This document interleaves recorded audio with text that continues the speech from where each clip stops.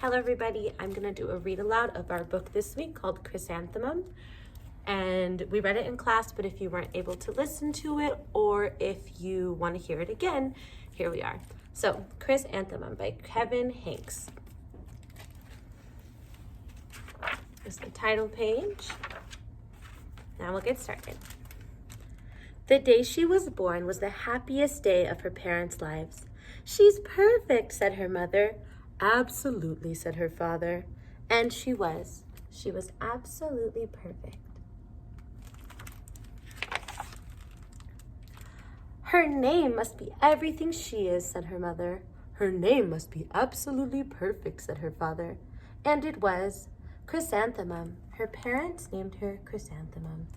Chrysanthemum grew and grew and grew, and she was old enough to appreciate it. Chrysanthemum loved her name. She says, "I love my name."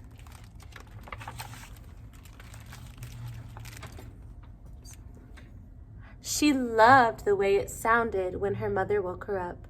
She loved the way it sounded when her father called her for dinner. And she loved the way she sounded when she whispered it to herself in the bathroom mirror. Chrysanthemum, chrysanthemum, chrysanthemum. Chrysanthemum loved the way her name looked when it was written with ink on an envelope. She loved the way it looked when it was written with icing on her birthday cake. And she loved the way it looked when she wrote it herself with her fat orange crayon. Chrysanthemum, chrysanthemum, chrysanthemum.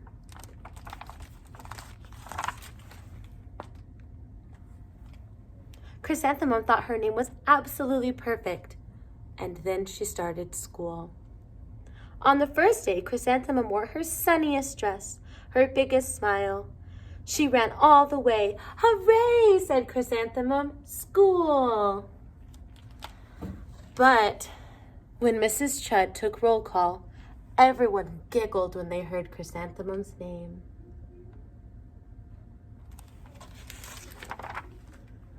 "It's so long," said Joe. "It scarcely fits on your name tag," said Rita, pointing.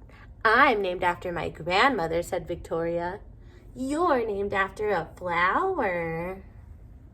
The rest of the day was not much better. During nap time, Victoria raised her hand and informed Mrs. Chudd that Chrysanthemum's name was spelled with 13 letters. "That's exactly half as many letters as there are in the entire alphabet," Victoria explained. "Thank you for sharing that with us, Victoria," said Mrs. Chudd.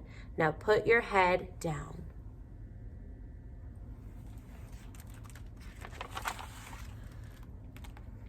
"If I had a name like yours, I'd change it," Victoria said, as the students lined up to go home.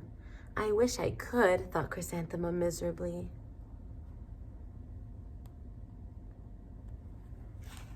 "Welcome home," said her mother. "Welcome home," said her father. "School is no place for me," said Chrysanthemum. "My name is too long. It scarcely fits on my name tag, and I'm named after a flower." "Oh, pish," said her mother. "Your name is beautiful." "And precious and priceless and fascinating and winsome," said her father. "It's everything you are," said her mother. "Absolutely perfect," said her father. Chrysanthemum felt much better after her favorite dinner, which is macaroni and cheese with ketchup, and an evening filled with hugs and kisses and parcheesi. That night, Chrysanthemum dreamed that her name was Jane. It was an extremely pleasant dream.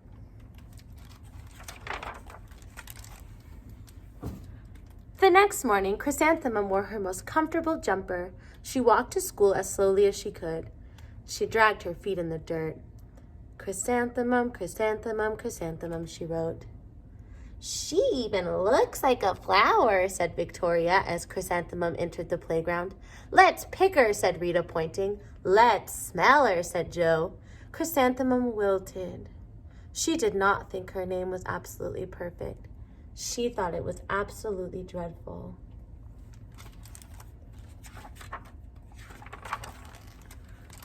The rest of the day was not much better.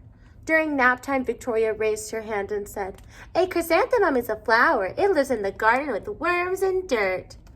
"Thank you for sharing that with us, Victoria," said Mrs. Chudd. "Now put your head down." I just could not believe your name, Victoria said as the students lined up to go home. Neither can I, thought Chrysanthemum miserably. Poor Chrysanthemum. Welcome home, said her mother. Welcome home, said her father. School is just not the place for me, said Chrysanthemum. They said I even look like a flower. They pretended to pick and smell me. Oh, pish, said her mother. They're just jealous, and envious, and begriding, and disconnected, and Jan-diced, said her father. Who would be jealous of a name like yours, said her mother. Who wouldn't be jealous of a name like yours, said her mother. After all, it's absolutely perfect, said her father. Chrysanthemum felt a trifle better after her favorite dessert, which is chocolate cake with buttercream frosting, and another evening filled with kisses and hugs and parcheesi.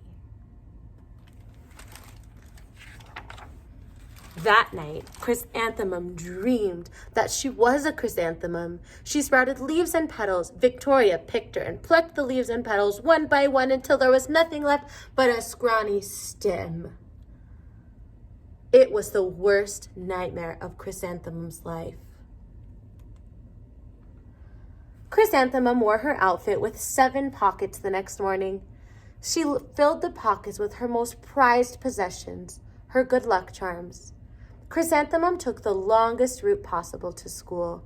She stopped and stared at every flower.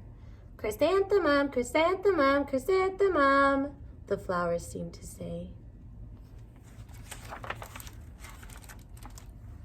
That morning, the students were introduced to Mrs. Twinkle.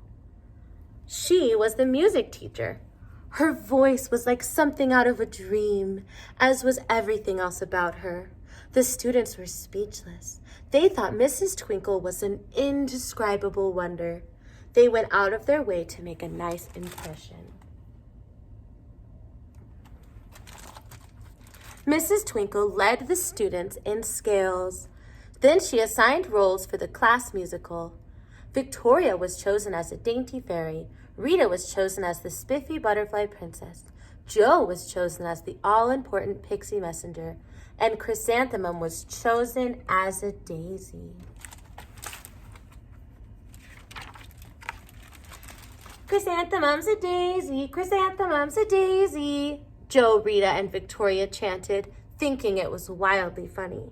Chrysanthemum wilted. She did not think her name was absolutely perfect. She thought it was absolutely dreadful. What is so humorous? Asked Mrs. Twinkle. Chrysanthemum was the answer. Her name is so long, said Jo. It scarcely fits on her name tag, said Rita, pointing. I'm named after my grandmother, said Victoria. She's named after a flower.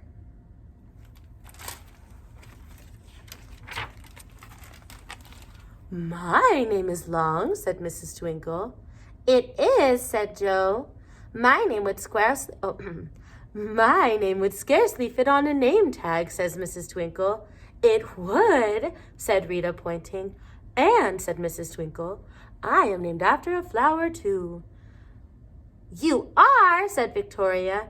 Yes, said Mrs. Twinkle. My name is Delphinium. Delphinium Twinkle, and if my baby is a girl, I'm considering Chrysanthemum as her name. Chrysanthemum could barely believe her ears. She blushed, she beamed, she bloomed. Chrysanthemum, chrysanthemum, chrysanthemum. Jo, Rita, and Victoria looked at Chrysanthemum longingly.